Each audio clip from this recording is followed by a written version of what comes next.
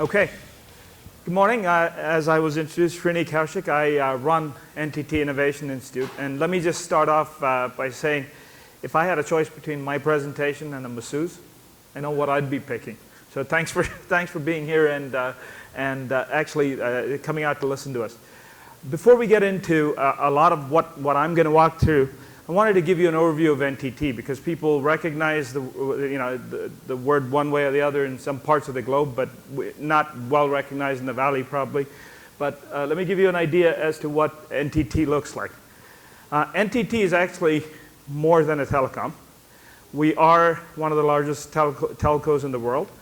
But over the years, especially the last 3 or 4 years, we've expanded globally and moved up the stack, through all the way from when the NTT Communications and NTT East and West that provide the telecommunication services in Japan. But NTT Communications is also one of the largest, it's actually the second largest provider of data center space across the globe. Over 230 data centers across the globe. And next generation data centers built on the latest technology and others. We're only second to Equinix in that space. Moving up the stack, we made an acquisition a few years ago of a company based out of South Africa called Dimension Data. They do managed infrastructure consulting and outsourcing. $7 billion company and a pretty large footprint in Asia Pacific, EMEA, and we've been expanding here in the US as well in that space. And moving one level up the stack, you get into, everybody recognizes the name Docomo, but when you get into mobile applications and what we're building through a series of acquisitions, we've now made NTT Data a global brand. And NTT Data is a global systems integrator, transformation consulting, cloud services, that entire spectrum. And by revenues, the 5th largest services company across the globe. So when you talk NTT, it is that entire stack. And building on our core capabilities as a telco, as one of the world's recognized telcos, but actually trying to get into that space. As a global business, NTT is close to $20 billion as a global business.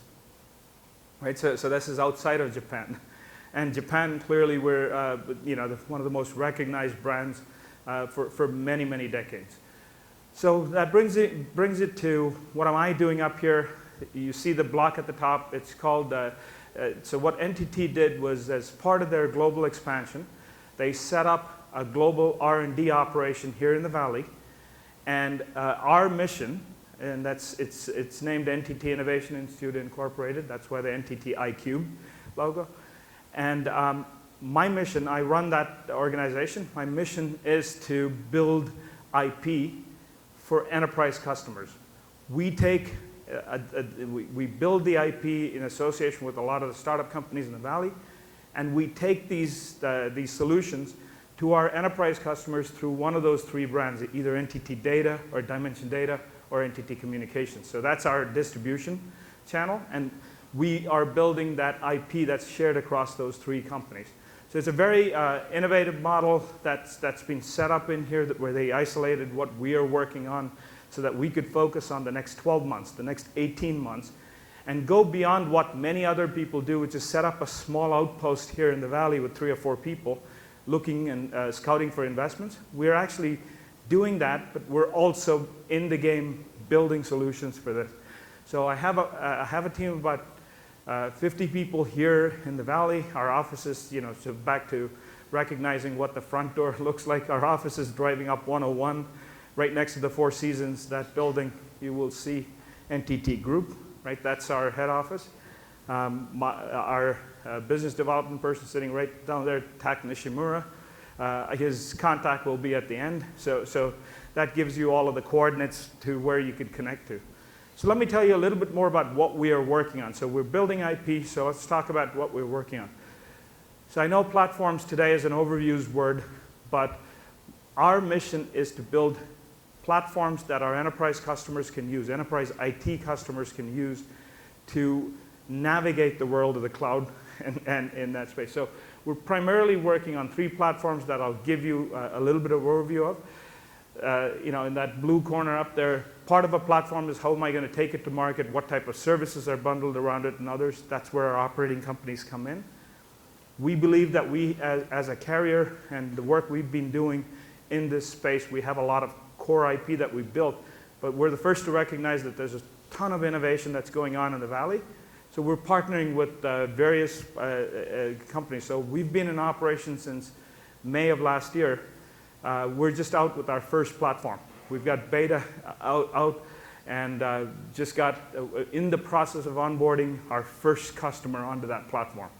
So in about a year, talking about speed with telcos, in about a year, we came here, set up an office, set up a couple of different partnerships with startups, and we're out there testing the platform with our clients. So we're trying to move quickly and trying to build things that are relevant to clients. So let me talk about the platforms. And so, by the way, these are the Telco, the TC3 folks asked us to put together the initiatives that we're working on. The next 3 slides are the 3 initiatives that we're working on. And part of setting up a global R&D organization and running it is the focus. We're focused on these 3 areas. If we see anything else that's interesting, we'll definitely listen to it. But you'll get a lot more engagement from our end if it kind of ties in with these 3 areas. The first one is everything that I'll talk about is from the perspective of an enterprise CIO that's running an IT organization.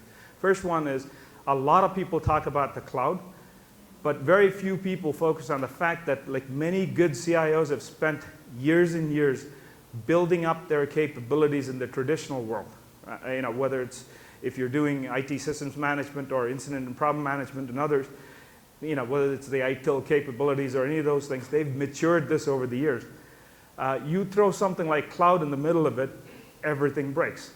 Actually, everything breaks. It's easy for us to say hybrid cloud and talk about it in terms of boxes and connections. The people, the process, how you actually manage applications in a hybrid cloud environment has to change. And so the whole concept of orchestrating that process for the CIOs is being addressed in pieces and parts by different Valley startups, but no one's put it together. So the first platform, this is the one that we've got it in beta right now and working on our first client onboarding it. So it's functionality that's been built out. We're hand-holding and working through to learn what we're going to find out in a real setting. And that's kind of what we're going through. The first one actually helps CIOs kind of look at their portfolio, look at the people, process, technology implications of putting hybrid cloud in. That's the plan component. And once they've decided that, we make the tool, the product can make recommendations on which applications are best suited for the hybrid cloud environment. Where is a carrier-enabled cloud a better solution than a data center out type of a cloud? And actually getting into, once that's determined, how do I migrate things over? If people have used the cloud today, by the way, one of my backgrounds is I spent 10 years running IT for Nationwide. And so I've sat in the chair as a CIO trying to make these decisions, and you're trying to solve the same problems that you were trying to work with in that old setting. So what the migrate tool helps you do is once you've made a recommendation on what cloud, how do I actually automate most of the process of moving things to the cloud? Again, if you've used various cloud services, you already know.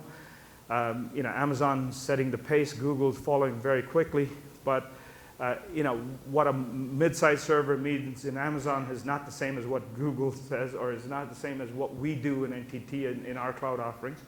Being able to bridge those differences, being able to bridge the differences in the APIs that you need to do to spin up servers and monitor them on real time, that's what migrate does.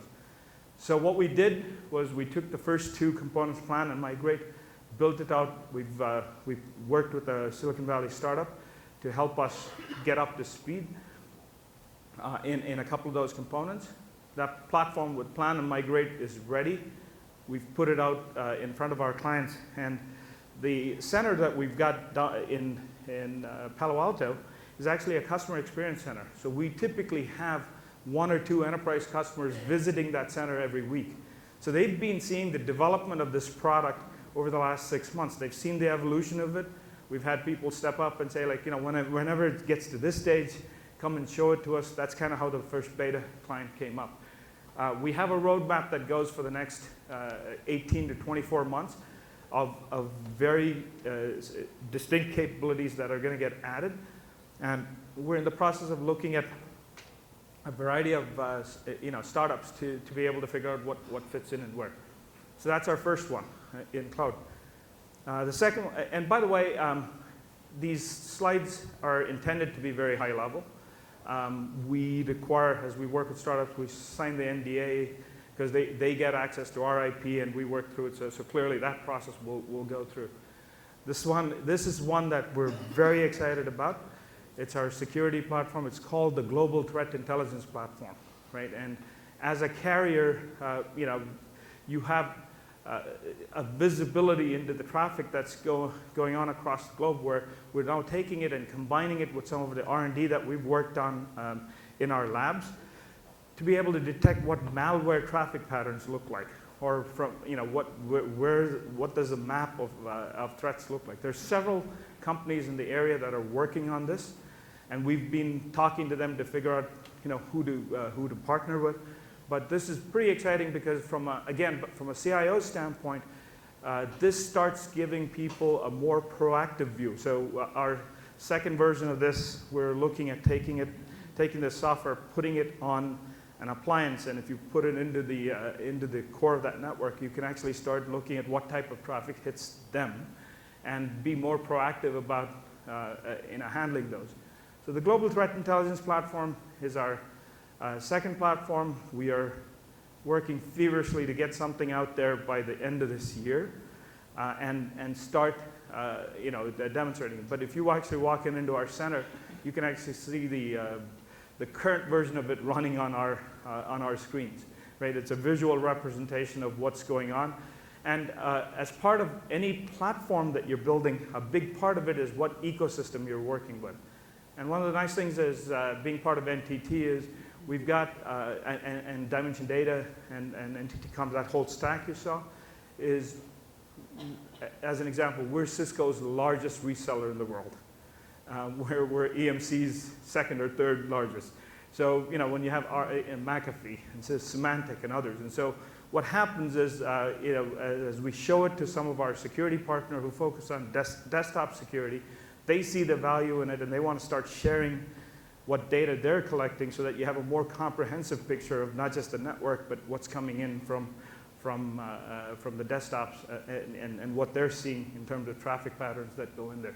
By the way, we're not looking at or sharing any of the actual data packet information. This is more about where's the traffic originating, where is it headed to, and does it look like a malware signature? And if it is, what do we do with it to alert what's coming through? So security platform is our second one.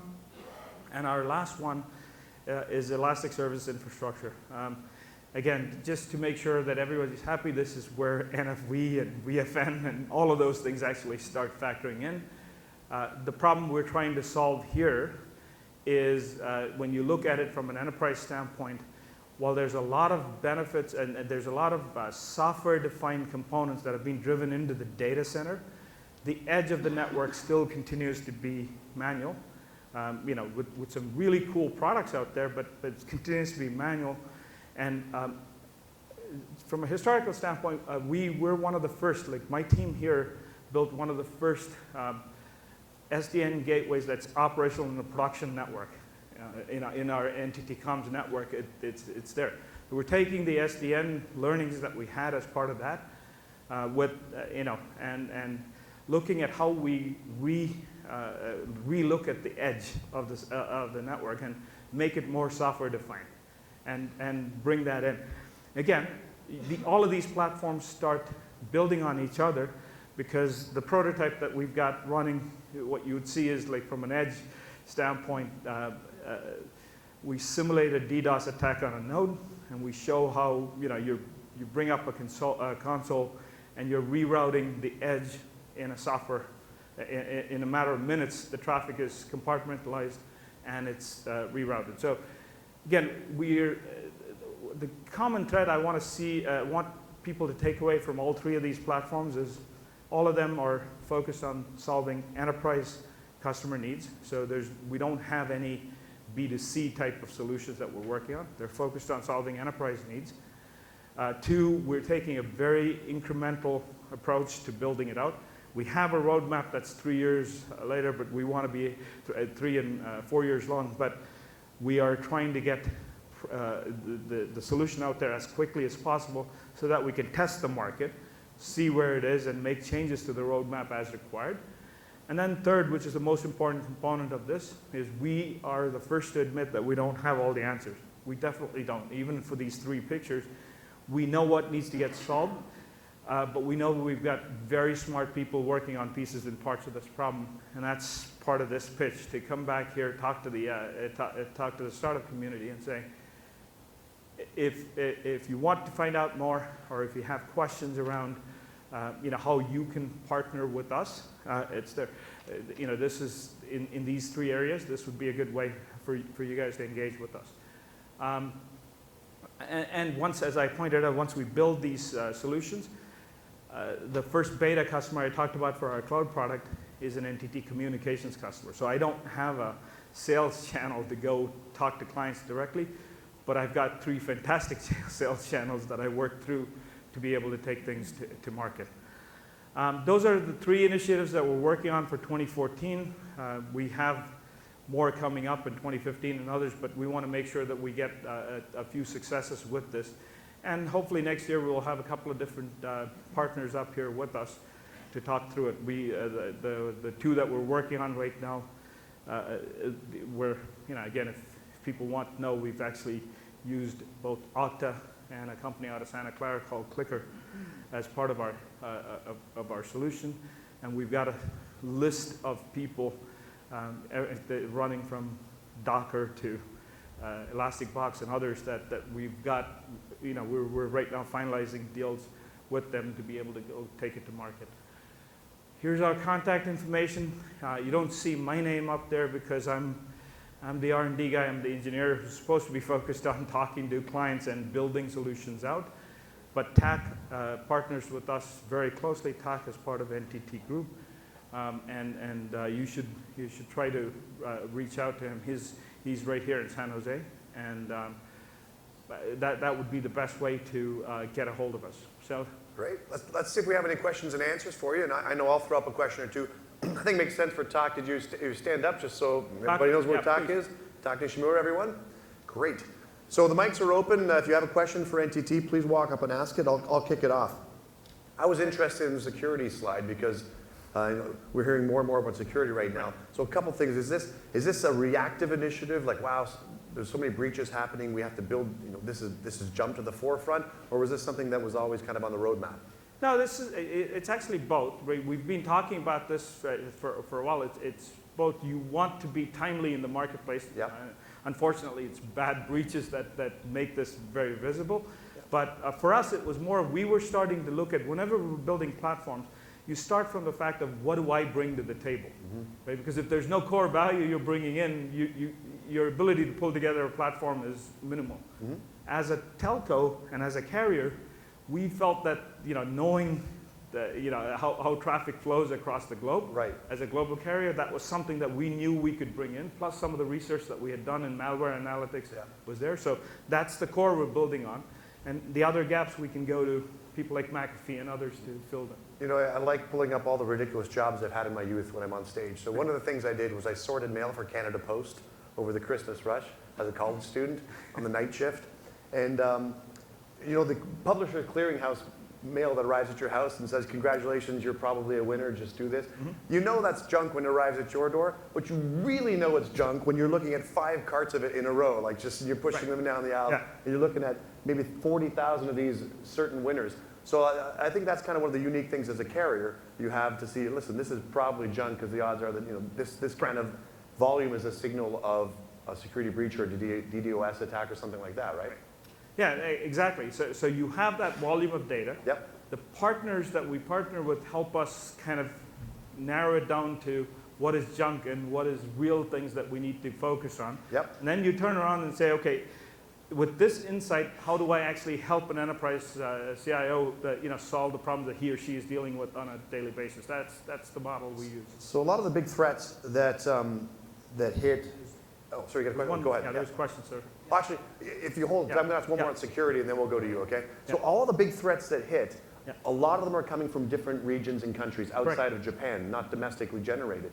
So I mean, from a Japanese perspective, do you guys set up a perimeter? Is it a border-based security thing, or is it throughout the core? Yeah, it's a great question. I pointed out one of the other assets that we have. We've got 240 data centers and spread all across the globe.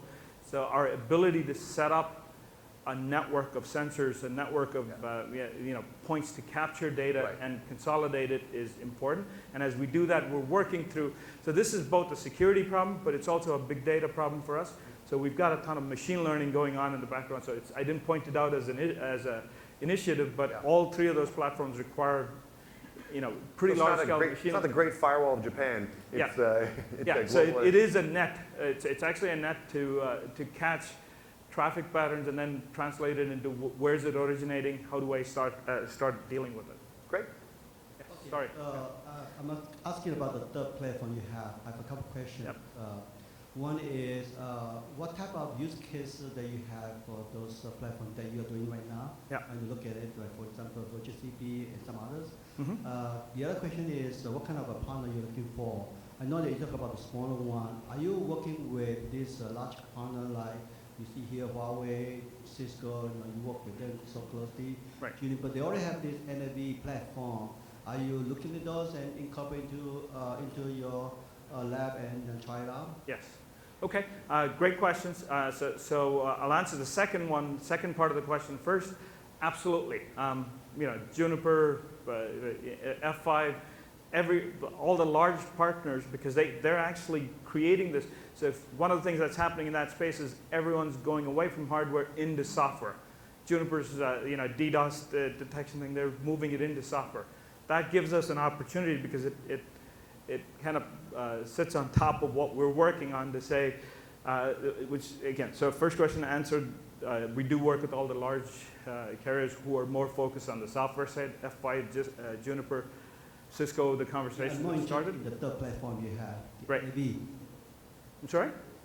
The network function virtualization, that is what I'm interested in. So the use cases for the network function virtualization, I already pointed out, like the response to security incidents at your perimeter is one of the use cases. Second use case is anybody who's got a central office with distributed offices with their own connectivity in there, when things break in all of those functions, in those branch offices, today it's still a very manual process. I got to ship gear, I got to ship people out there to go fix it. It's very manual. What if we can make that software defined? And it actually fits in very well with the model that Juniper and others are going through, where we can deploy it. So this is kind of where we put the idea out there. We said, here's what we've built in this picture, and that's why I said like the details of what we're building is there. We share it, like Juniper's got an NDA with us, we've shared it, and working with them on it, F5. So we're working through individual companies and trying to figure out if the architectural principles that we're building on are the same, which is where a lot of the value is going. Everything's going software defined, like going into commodity hardware. So if as a company you believe that model and that's what you're working with, it actually automatically fits into the platform, and it's part of that ecosystem that we're trying to build out. All right.